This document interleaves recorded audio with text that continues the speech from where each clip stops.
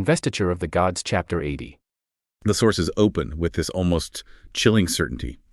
They describe the formation as fiercely set up and not easy to break. And then they state that this whole struggle at the pass happens only because Ziya's disaster was not yet fulfilled. Wait. That theme of inescapable fate, that's the lens for everything we're about to see. Okay, so let's unpack this. The campaign opens with Neza, who we know is this spiritual powerhouse. He's flying into the fight on his windfire wheels, challenging the past defender, a man named Long Anji. And Long Anji knows exactly what he's up against. Yeah. He sees Neza and recognizes him as a man of Taoist arts.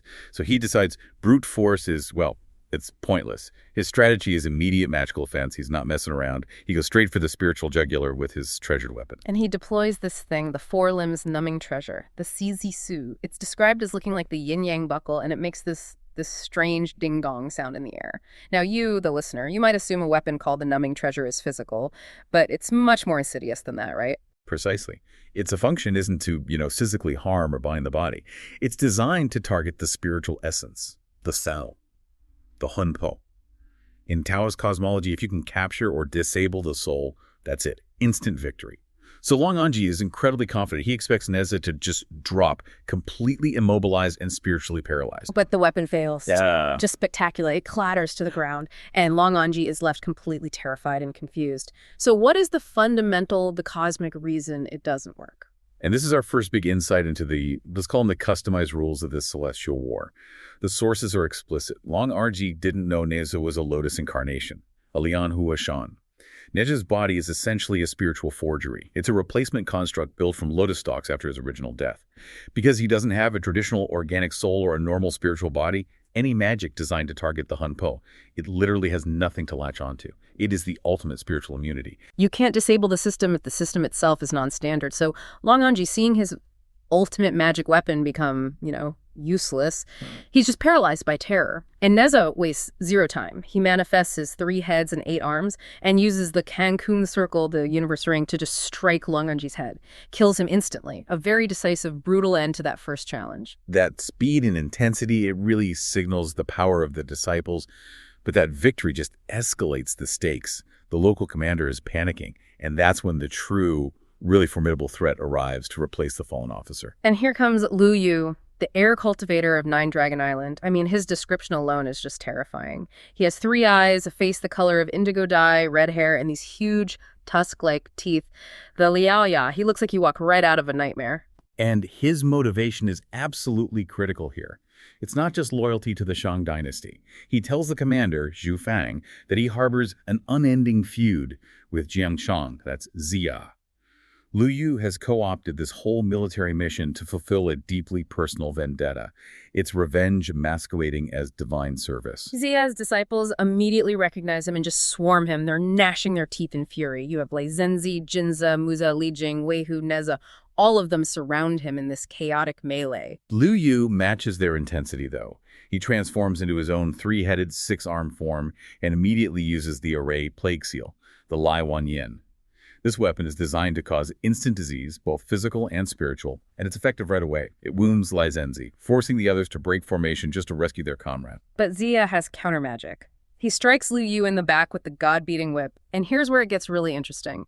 The blow causes 3-flavored True Fire Sun Maison Hanko to burst out of Lu Yu's body. It forces him to retreat back into Chuanyuan Pass. That 3-flavored True Fire is important.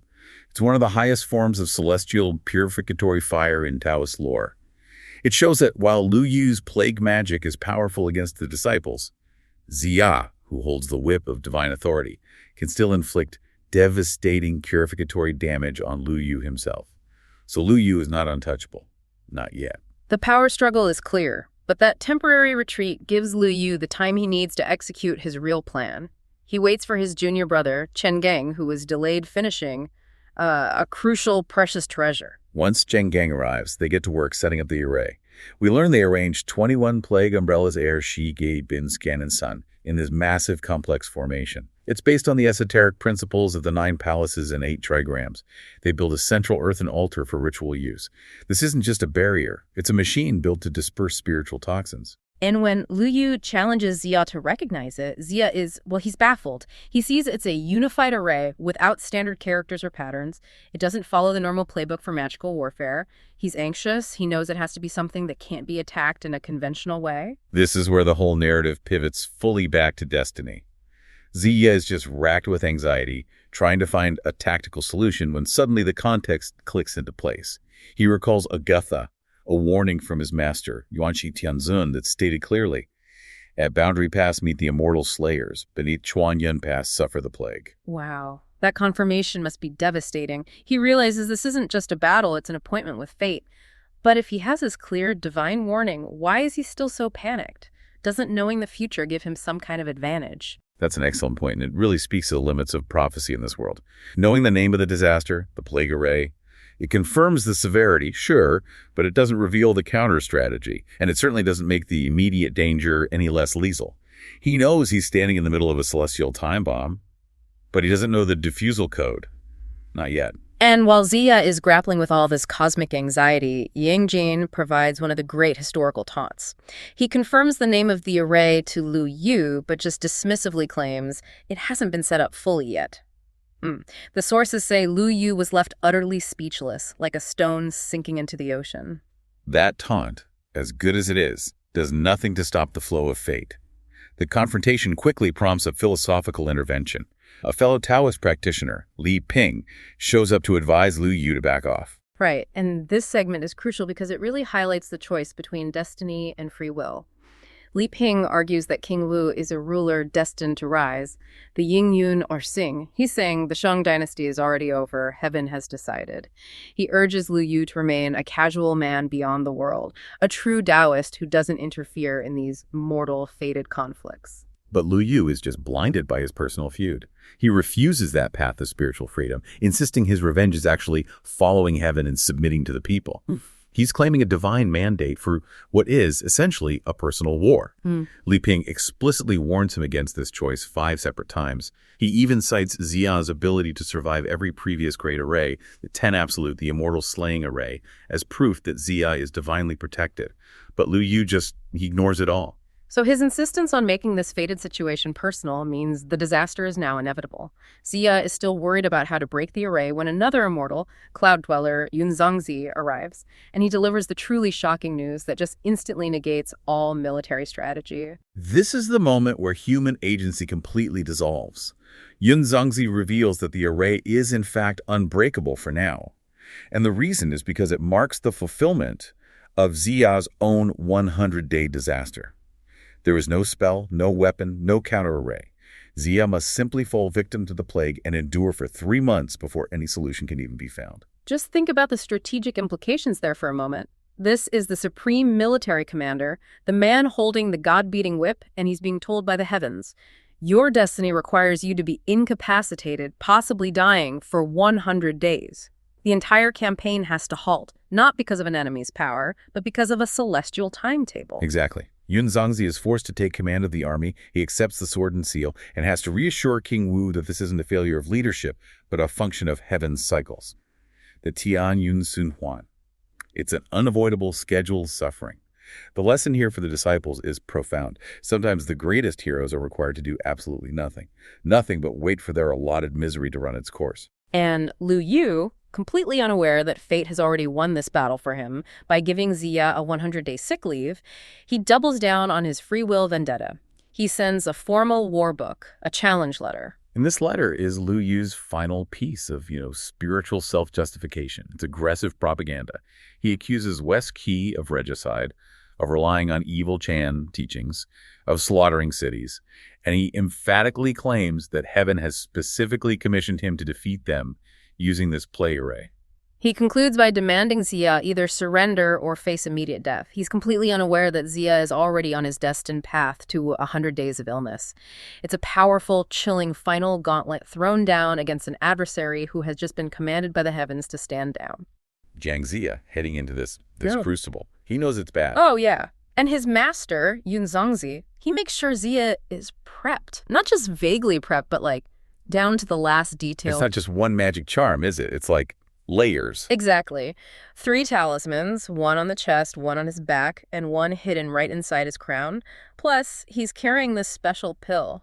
That sounds less like gearing up for a fight and more like preparing to endure poison or radiation. That's a good way to put it, because the array isn't really about combat. It's designed for instant, horrible termination. Yikes. What do the sources say it's actually like inside? It's grim. They talk about overwhelming slaughter energy, Xiqi, gloomy darkness, mournful cries everywhere.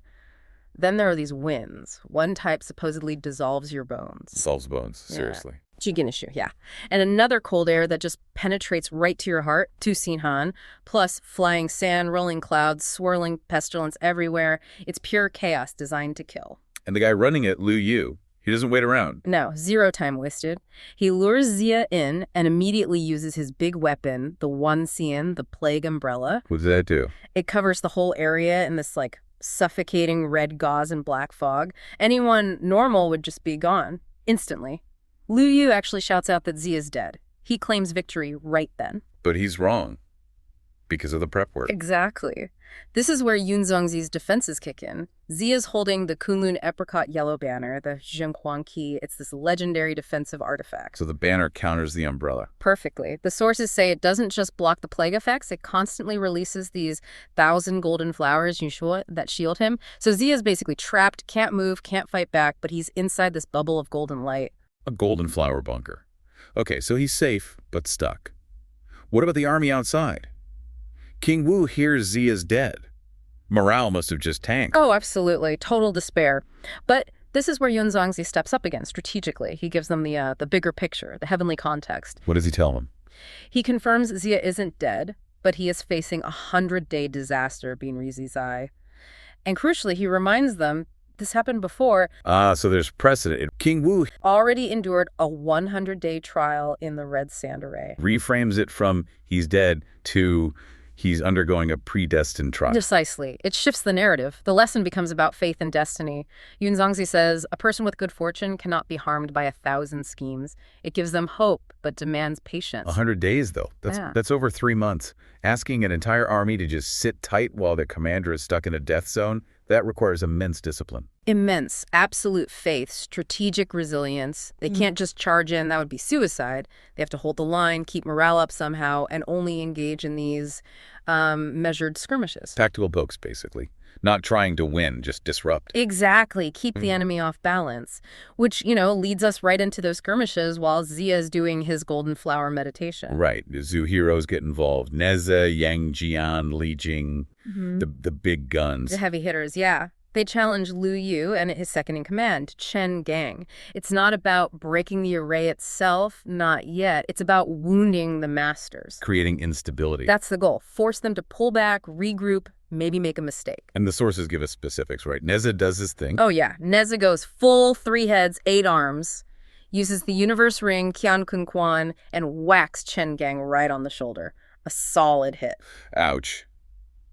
And Yang Jian. Yang Jian brings out the howling celestial dog, a Sha Tian Queen. Classic move. The dog bites Lu Yu right on the head. On the head. Okay, that's definitely disruptive. Yeah, it forces them both to retreat, wounded, back into the safety of the array. It's a small win, but tactically important. It buys time and maybe rattles them. Okay, so Lu Yu is wounded back inside his array. But he's still thinking strategically, isn't he?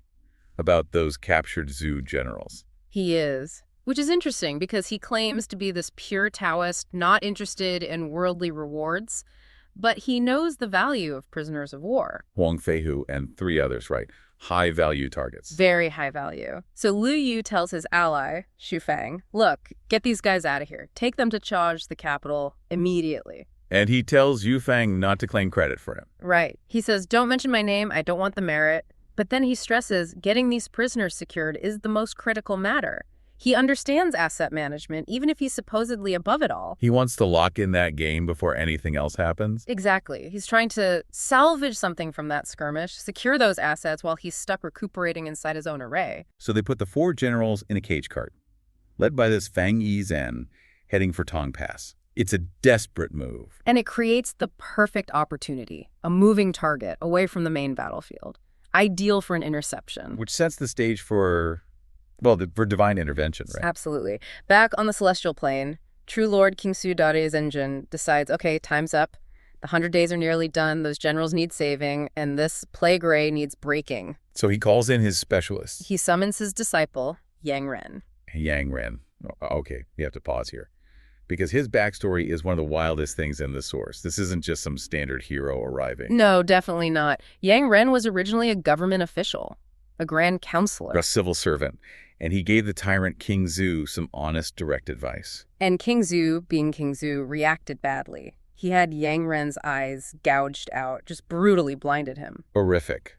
But that's not the end of the story, is it? Not at all. His master, the True Lord, finds him and saves him using immortal means. He puts 2 magic pills into the empty eye sockets. Okay, and what happens? The result is, well, it's unique. Instead of his eyes growing back, 2 hands sprout from his eye sockets. Wait, hands growing out of his eye sockets? Yep.